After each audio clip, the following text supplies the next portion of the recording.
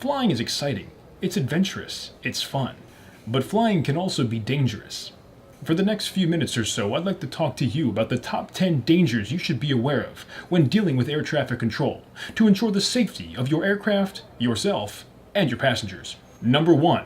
Flying in congested airspace can be intimidating, but you can make up for your lack of confidence and skills by making your transmissions as long as possible. In doing so, all the air traffic controllers as well as other aircraft will be aware that this guy means business. Make your transmissions long. One of the easiest ways to increase your transmission time is to simply mention pertinent details about your flight in every single transmission you make, such as your full call sign, your full route, even mention the full flight plan. Number 2. Speak as slowly as possible, and it's ideal to distort the microphone's audio by talking unnecessarily close to your mic.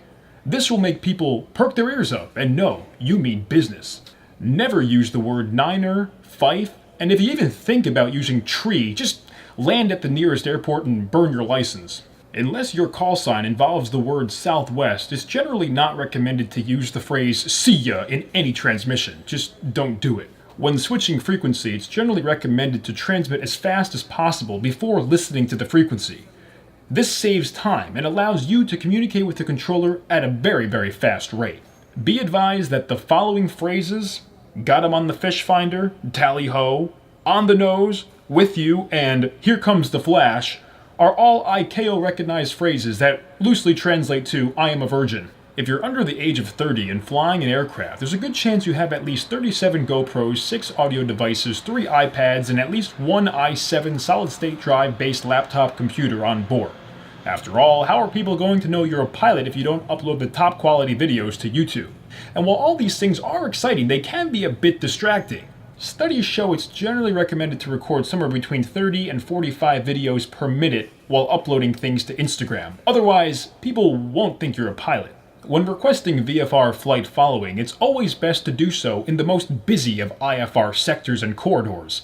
The reason is simple. That's where the controllers are looking. If at any point during your flight you miss a transmission from ATC, simply use the phrase, "sorry, I was on the landline." When in doubt, always make the word "and" as long as humanly possible. For example, "and November 405 Echo Romeo with you 4000. By the way, don't use "with you." If you're talking to air traffic control, but you're a bit weary to admit that you're lost, here are some phrases you can use to take the edge off, if you will. Number 1, "I left my Garmin at home." Number 2, "I'm colorblind. Where's the magenta line?" Number 3, "What the f*** is a VOR?" And perhaps most importantly, number 4, "We'll be in the Hudson." These phrases are very important when it comes to getting air traffic control attention. Studies show that audio can be distracting. If you find yourself being distracted, especially by air traffic control transmissions, it's generally recommended to actually turn the radio off.